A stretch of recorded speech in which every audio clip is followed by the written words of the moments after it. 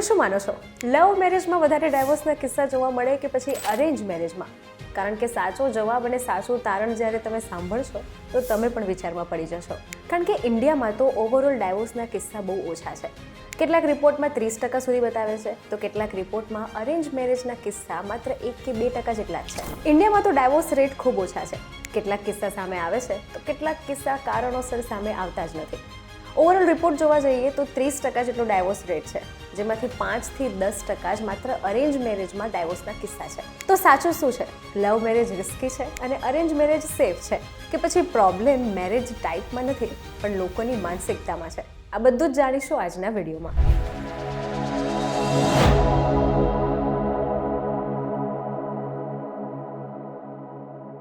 નમસ્કાર, હું Janvi Pandya. Love marriage અને અરેન્જ મેરેજ. લવ મેરેજ એટલે જ્યાં તમે તમારા પાર્ટનરને જાતે પસંદ કરો છો, થોડો સમય એકબીજા સાથે વિતાવો છો અને પછી નક્કી કરી લો છો કે હવે આની જ જોડે મારે આખી જિંદગી રહેવું છે. અરેન્જ મેરેજમાં પરિવાર, માતા પિતા વચ્ચે હોય છે અને એ તમારી માટે પાર્ટનર નક્કી કરે છે. પણ સવાલ એ છે કે છૂટાછેડાના કિસ્સા સૌથી વધારે શેમાં જોવા મળે? લવ મેરેજમાં કે પછી અરેન્જ મેરેજમાં? અરેન્જ મેરેજ વધારે સક્સેસફુલ હોય છે અને ડેટા પણ બતાવે છે કે અરેન્જ મેરેજમાં ડાયવોર્સ રેટ સામાન્ય રીતે ઓછો છે. પણ પ્રશ્ન થાય કે એનું કારણ? કારણ કે પાછળ પરિવાર છે, ફેમિલી સપોર્ટ અને સોસાયટીનું પ્રેશર. એટલે લોકો રિલેશનશિપ તૂટવા નથી દેતા અને એડજસ્ટ કરી લે છે. પણ એ એક બહુ જ મોટું ટ્વિસ્ટ છે. લાંબુ ચાલે એટલે એ મેરેજ સક્સેસફુલ જ હોય ને સારું હોય એ જરૂરી પણ નથી. ઘણા અરેન્જ મેરેજ પણ એવા હોય છે કે જેમાં લાંબા વર્ષો થઈ ગયા હોય, ઘણો બધો સમય સાથે રહી લીધું હોય, પણ છતાં પણ એ કપલ અંદરથી ખુશ નથી હોતા. તો બીજી બાજુ લવ મેરેજ છે કે જેમાં આપણને એકબીજા વિશે ખબર જ હોય છે. મારું પાર્ટનર શું છે, કેવું છે, એના પ્રોસ કોન્સ, એની ઈચ્છા, એના લાઇક ડિસલાઇક બધું જ ખબર હોય છે. તો પછી એકચ્યુઅલ ટ્રુથ શું છે? અરેન્જ મેરેજ તમને સિક્યોરિટી પણ આપે છે કારણ કે તમારી સાથે ફેમિલી હોય છે, અને લવ મેરેજમાં તમારે એટલા જ લડવું પડે છે. એટલે ક્વેશ્ચન એ નથી કે લવ મેરેજ બેટર છે કે અરેન્જ મેરેજ બેટર છે.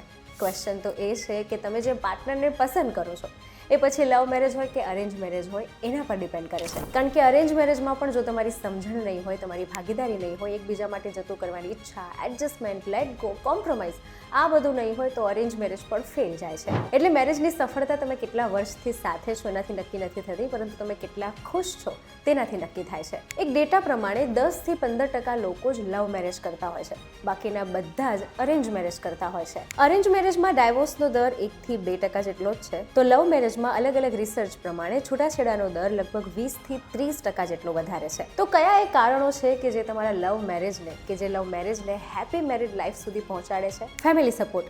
જ્યારે માતા પિતા કે પરિવાર સંબંધને સાથ આપે છે તો કપલ સક્સેસ રેટ તરફ વધે છે. Financial stability. Couple economic independence રાખે તો મેરેજ વધારે સ્ટ્રોંગ રહે છે. કોમ્યુનિકેશન અને કમ્પેટેબિલિટી. કપલ વચ્ચે ઇમોશનલ અને ઇન્ટેલેક્ચ્યુઅલ બોન્ડિંગ સ્ટ્રોંગ હોય તો સંબંધ લાંબા સમય સુધી ચાલે છે.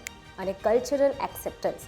જો અલગ અલગ કલ્ચર હોય તો સોસાયટીમાં એક્સેપ્ટન્સ હોય તો સ્ટ્રેસ અને કોન્ફ્લિક્ટ પણ ઓછા થાય છે. ભારતમાં 90% લોકો અરેન્જ મેરેજ કરે છે અને દર વર્ષે લગભગ 1 કરોડ જેટલા લોકો લગ્ન કરતા હોય છે. સર્વે દર્શાવે છે કે અરેન્જ મેરેજમાં 70%થી વધુ કપલ્સ રિલેશનશિપમાં સેવરલ યર્સ પછી પણ સંતોષ અનુભવે છે, એટલે લાંબા સમય સુધી તેઓ ટકી રહે છે. પરંતુ આજની મોડર્ન લાઈફસ્ટાઈલમાં ઓછા સમયમાં અટ્રેક્શન બેઝ જે મોડર્ન રિલેશનશિપ છે, અને એ મોડર્ન રિલેશનશિપના આધારે જો કોઈ પાર્ટનર પસંદ કરે છે તો ચાન્સીસ છે કે એ મેરેજ લાંબે ગાળે નથી ટકતા. તો બીજી બાજુ જ્યારે અરેન્જ મેરેજમાં જોવા જઈએ તો આ મેરેજ એવો વ્યક્તિ શોધવામાં હેલ્પ કરે કે જે લોંગ ટર્મ સ્ટેબલ મેરેજ માટે સુટેબલ હોય.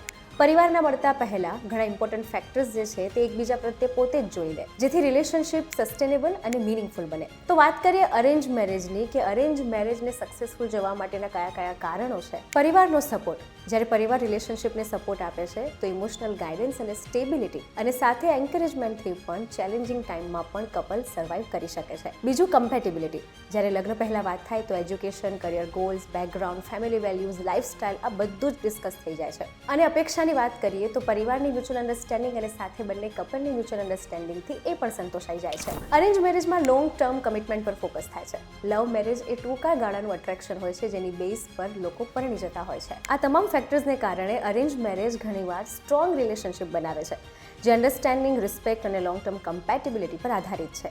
એટલે આ સક્સેસ મેરેજ માટે રિયલી ઇમ્પોર્ટન્ટ છે. તો અરેન્જ મેરેજની બીજી આ પણ સાઇડ છે કે સમાજનું પ્રેશર, માતા પિતાની ચિંતા કે પછી બાળકોની ચિંતા કે ભવિષ્ય, આ બધા ફેક્ટરને ધ્યાનમાં રાખીને કેટલા બધા કપલ એવા પણ હોય છે કે જે છૂટાછેડાનો નિર્ણય નથી લેતા પરંતુ સાથે ખુશ પણ નથી હોતા. એટલે લવ મેરેજ હોય કે અરેન્જ મેરેજ હોય, બંનેમાં એક કોમન શબ્દ છે મેરેજ.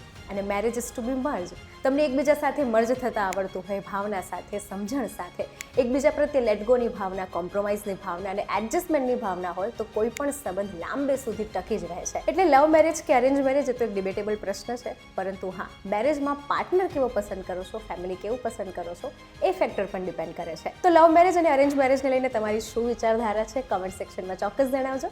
અને આવા જ ઇન્ફોર્મેટિવ વિડીયોઝ માટે જોડાયેલા રહો વીટીવી ડિજિટલ સાથે.